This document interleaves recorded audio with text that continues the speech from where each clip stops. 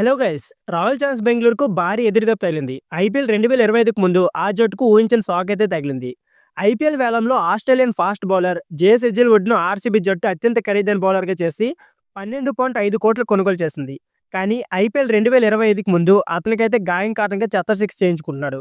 ఇటువంటి పరిస్థితుల్లో అతను ఇప్పటికే ఛాంపియన్స్ ట్రోఫీ నుంచి కూడా నిష్క్రమించాడు. కానీ ఇప్పుడు ఈ ఫాస్ట్ బౌలర్ ఐపీఎల్ 2025 నుంచి కూడా తప్పించుకోవచ్చని చెప్తున్నారు. ఈ ఆటగాడిని పొందడానికి ఆర్సీబీ జట్టు కోల్కతా నైట్ రైడర్స్, అలాగే లక్నో సూపర్ జైంట్స్, ముంబై ఇండియన్స్తో పోటీ పడింది.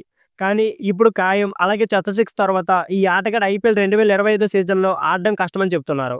ఇకపోతే సన్ రైజ్ హైదరాబాద్కు నాయకత్వం వహించిన ఆస్ట్రేలియా కెప్టెన్ ప్యాట్ కమిన్స్ కూడా ఐపీఎల్ 2025లో ఆడే అవకాశం లేదని తెలుస్తోంది.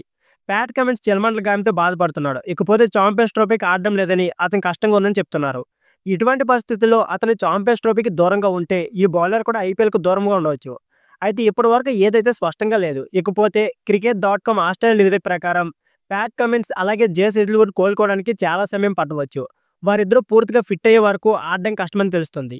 ఇటువంటి పరిస్థితుల్లో వారిద్దరూ ఐపీఎల్లో కూడా పాల్గొనడం కష్టంగా కనిపిస్తుంది. కాల్కి గాయం కారణంగా జేస్ హెజిల్వుడ్ బార్డర్ గవాస్కర్ ట్రోఫీ రెండో అర్ధభాగానికి దూరమయ్యాడు. గాయం కారణంగా శ్రీలంకతో జరిగిన 2 మ్యాచ్ల టెస్ట్ సిరీస్ కూడా అనంతరం దూరమయ్యాడు. కానీ ఇప్పుడు మరో గాయం అతను బాధపెడుతుంది. ఇందులో క్యామరాన్ గ్రీన్ ఇప్పటికే ఐపీఎల్ 2025 నుంచి కోల్పోతున్నట్టు ధృవీకరించాడు.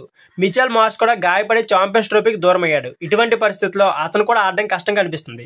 సో ఫ్రెండ్స్, ఇదే వీడియో. ఈ వీడియో నచ్చితే please like, share and subscribe my channel. Thank you for watching.